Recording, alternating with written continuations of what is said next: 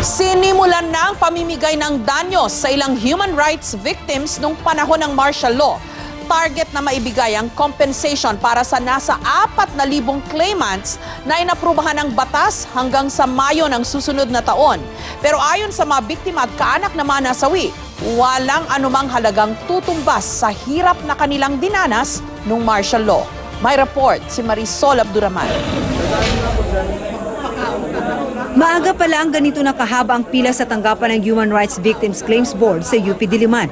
Karamihan sa mga dumating, mga senior citizen na. Ang ilan nga sa kanila, hirap nang maglakad. Tumandaman, nananatiling sariwa sa kanila ang alaala ng martial law. Gaya ng 68 years old na si James Umadhay na nakulong ng halos 22 taon.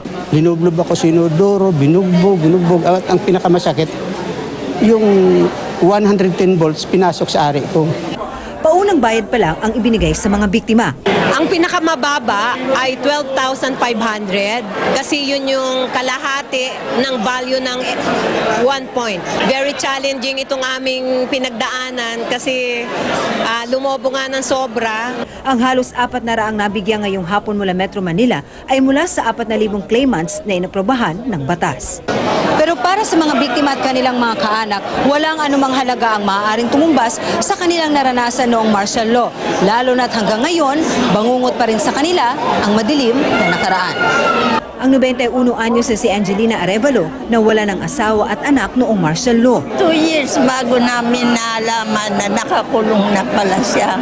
They keep on denying na wala siya doon, wala sila. Para naman sa political analyst na Simon Casiple, na isa ring martial law victim, higit ba sa pera pagkilala ito ng Estado sa kanilang pananagutan sa mga biktima? Isang partial closure doon sa mga nangyari nung panahon ni Marcos.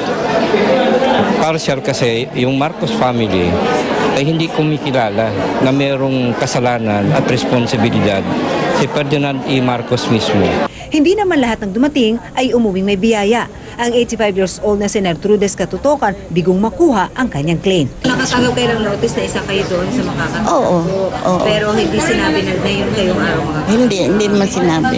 Target ng HRVCB na maibigay ang lahat ng claim ng mga biktima sa May 2018. Marisol Abduraman, GMA News.